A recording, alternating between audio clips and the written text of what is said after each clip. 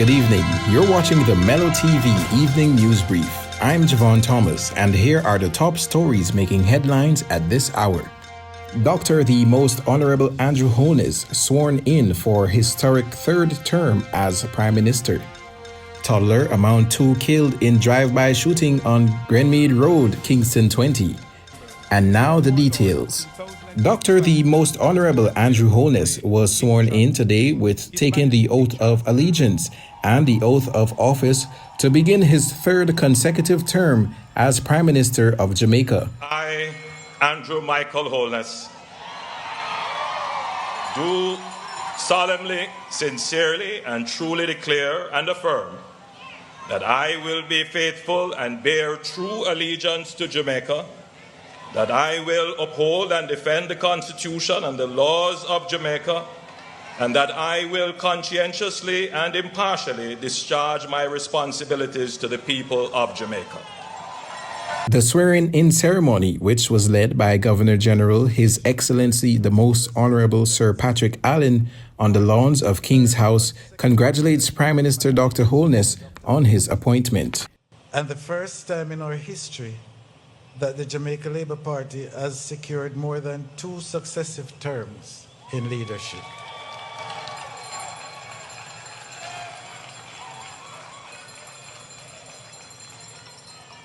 It is my distinct honor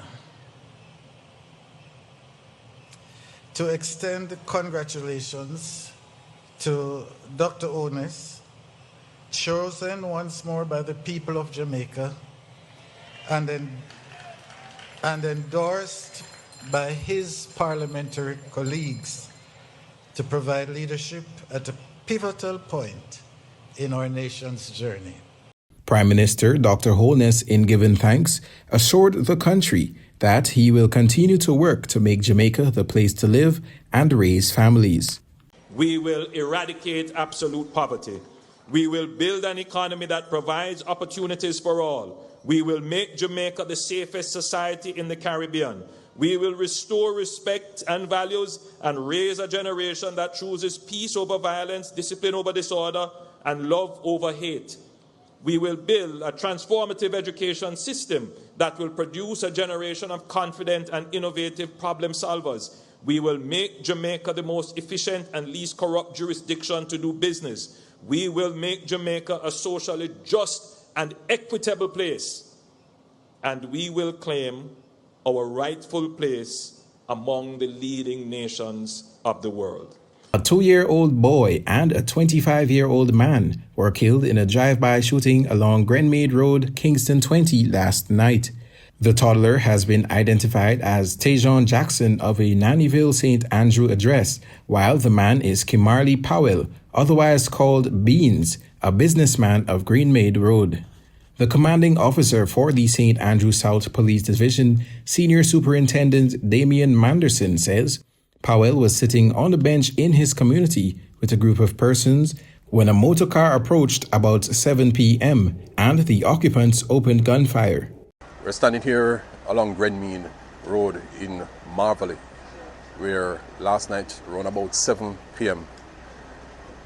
an unfortunate situation unfolded, where residents coming home, of course, from their regular day's activity and just liming, sitting outside their gates, playing with children and otherwise, when a motor car drove up, went into the lane, turned and upon exiting, stopped, several explosions. When all was said and done, we had 3 persons shot and injured. Unfortunately, Tajon Jackson, 2 years old, was one of those victims. They were all taken to the Kingston Public Hospital, where 2 of those individuals, Tajon included, was pronounced dead. An unfortunate situation in a community like this, in fact, in any community, if you may say. Senior Superintendent Manderson further said that this incident was gang-related. So far, the investigations are well on way in IDing and identifying the perpetrators of this. From all our information thus far, we can say that this is stemming from a gang conflict within the Marvelous space that is spanning years of feuding between top and bottom Marvel, between men from Grenmeade and those from other roads within the community. And this, of course, comes at an unfortunate time because we have been working with this community with over 6 months since the last incident taking place in this community. This will not deter us, though, because our partnership and our engagement with the stakeholders and the members of the community is ongoing, and this will only intensify. And it, of course, highlight the need for continued partnership with those inside here. But thus far, I want to say this, that we're appealing to a particular individual to come in and speak with the police. That is Courtney Ashley, also goes by the name Bloodstain, goes by the name Stain, goes by the name Alien, Blood, and all the other names that his cronies in the underworld may associate with him. And so we're appealing to him, wherever he is, to turn himself into the police, come and speak with us. Whether it is that he wants to come with a pastor, wants to come with a justice of the peace, his family member, or anyone that wish to take him to the closest police station to him and come in and speak with us. We believe he can assist us with not just this, but the situation within the general marvelous space. The senior superintendent appealed to the public to assist the police in locating a person of interest relating to this incident. We have gone many a months. In fact, we have had some good tracks of over a year plus without an incident of murder or shooting inside this space.